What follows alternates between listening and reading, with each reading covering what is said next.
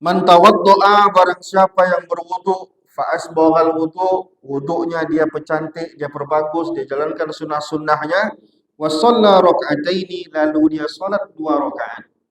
Lam yuhaddis fihi ma nafsahu ghafara lahu ma taqaddama min zambi, maka diampunkan Allah dosa-dosanya. Bismillahirrahmanirrahim. Assalamualaikum warahmatullahi wabarakatuh. Alhamdulillah, summa salatu wassalamu ala rasulillah. Kita lanjutkan kembali pembacaan kitab Al-Fatawah Imam Nawawi. Fatwa yang kita baca berikutnya adalah hal tukrahu, apakah dimakruhkan, apakah tidak boleh rakaata sunnatil wudu, melaksanakan salat sunnah wudu fi awqatil kirahah, pada waktu-waktu yang dilarang. Jadi kita tahu bahwa ada waktu-waktu yang dilarang untuk salat sunnah. Menjelang tergelincir matahari atau menjelang zuhur, menjelang maghrib, sebelum terbit matahari. Ini adalah waktu-waktu yang dilarang untuk melaksanakan salat sunnah. Pertanyaannya adalah, termasukkah salat sunnah wudu atau tidak? Salat sunnah wudu termasuk salat sunnah yang ada sebab. Semua salat sunnah yang ada sebab, maka tidak makruh kapanpun itu. Contoh, salat sunnah tahiyatul masjid. Sebabnya ada. Apa sebabnya? Masuk ke masjid. Maka salat yang ada sebab tidak pernah makruh kapanpun itu. Salat yang tak ada sebab baru makruh. Nah, itu penting. Apalagi salat sunnah yang ada sebab, misalkan terjadi gerhana matahari. Kebetulan waktu gerhananya itu adalah waktu yang dilarang untuk sunnah, pas menjelang sholat zuhur. Kan menjelang zuhur ini sekitar 12 menit itu tidak boleh sholat.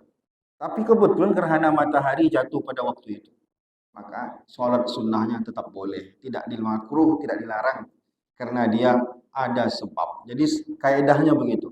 Semua sholat sunnah yang ada sebabnya, maka tidak ada makruh kapanpun itu dikerjakan. Apalah lagi sholat qadha misalkan. Mengqadha sholat hukumnya wajib. Kalau wajib, kapanpun itu tidak ada makruhnya. Mengqadha, misalkan Bapak subuh terlewat, bangun pas di waktu terlarang untuk sholat, maka Bapak langsung sholat subuh, qadha sholat. Boleh. Kenapa boleh? Karena dia sholat wajib, bukan sholat sunnah. Yang dilarang adalah sholat sunnah. Itu pun sholat sunnah yang tidak ada sebab. Sholat sunnah wudu termasuk sholat sunnah yang ada sebabnya. Sebabnya apa? Baru selesai melaksanakan wudu. Dalilnya banyak. Di antaranya kisah Bilal bin Rabah. Ditanya Rasulullah, wahai Bilal, apa amalanmu kok kamu sudah masuk surga? Maksudnya Rasulullah mendapat kabar Bilal bin Rabah masuk surga. Apa amalanmu wahai Bilal? Kata Bilal, aku setiap kali azan salat sunnah 2 rakaat. Setiap kali batal wuduku, aku wuduk lagi dalam salat sunnah 2 rakaat. Nah, itu dalil yang pertama. Dalil yang kedua, kata Rasulullah, man tawaddoa, barang siapa yang berwudu, fa asbaghal wudu, wudunya dia percantik, dia perbagus, dia jalankan sunnah-sunnahnya, wa shalla raka'ataini, lalu dia salat 2 rakaat. Lam yuhaddis fihi ma nafsahu ghafara lahu ma taqaddama min zambi, maka diampunkan Allah dosa-dosanya. Ini dalil bahwa adanya salat sunnah wudu. Meskipun ada sebagian ulama mengatakan salat sunnah wudu itu yang penting salat sunnah apa saja yang kita kerjakan setelah wudu. Apakah qabliyah, apakah tahiyatul masjid, bisa diinkludkan ke dalamnya. Tapi kalau kita tidak melaksanakan salat apa-apa, maka laksanakan salat sunnah wudu secara khusus. Meskipun kata Zakaria Al-Ansari mengatakan, meskipun kata dia dilaksanakan itu adalah salat wudu yang tajdid. Ada wudu tajdid. Wuduk tajdid itu wuduk kita ada, kita ulang wuduk lagi. Tapi dengan catatan, kalau tidak karena mau sholat, tidak boleh mentajdid wuduk.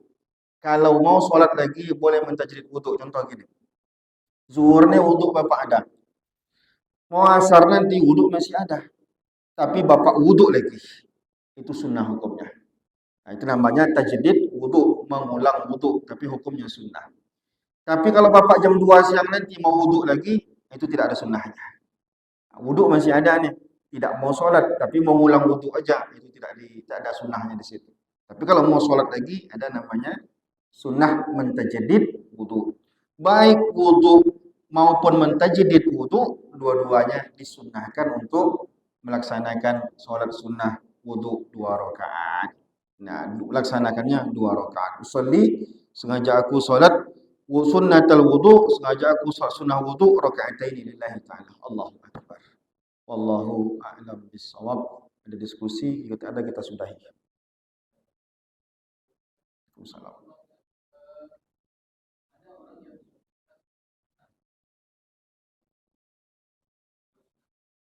Ya, menghormati waktu.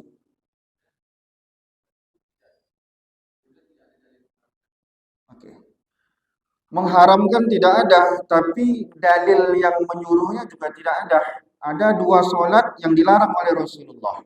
Larangan itu tak disebutkan haram, tapi dilarang. Apa itu? Ba'da subuh, ba'da asar. Tapi pertanyaannya adalah dia sholat sunnah ba'da asar tadi, ba'diyah asar atau sholat sunnah lain? Yang tidak ada itu adalah sholat rawatibnya tidak ada. Tapi jangan-jangan dia sholat sunat taubat, jangan-jangan sholat sunat hajat, jangan-jangan dia sholat sunat tahiyatul masjid, bisa saja terjadi. Yang tidak ada tadi adalah sholat sunnah qabliyah, ba'diyah subuh dan ba'diyah. Jangan-jangan Rasulullah pun sholat sunnah qabliyah yang belum kita kerjakan itu boleh kita kerjakan di ba'diyah. Contoh gini, Rasulullah pernah tak qabliyah zuhur. Gara-gara sesibuk-sibuknya, digabungnya di ba'diyah. Maka jangan heran ada orang habis subuh sholat sunnah karena dia tak sempat mengerjakannya di qobliyah, dikerjakannya di ba'diyah. Jangan-jangan tadi orang tak sempat mengerjakannya di qobliyah, dikerjakannya ba'diyah. Tapi kalau yang dikerjakannya khusus memang ba'diyah, memang tidak ada lagi. Tidak ada sholat di situ. Tapi jangan, kita tak boleh bersuuzon, jangan-jangan dia tadi tak sempat mengerjakan di qobliyah, dikerjakannya di waktu ba'diyah. Atau jangan-jangan dia mengqadha sholat, kan banyak bisa dikerjakan. Cuman kalau di masjid kita kerjakan kan orang menganggapnya kita melaksanakan sholat yang tidak ada gitu. Itu dia. Ada lagi? Kalau tidak ada kita sudahi. Subhanakallahumma bihamdika asyhadu an la ilaha illa anta astaghfiruka wa atubu ilaik. Assalamualaikum.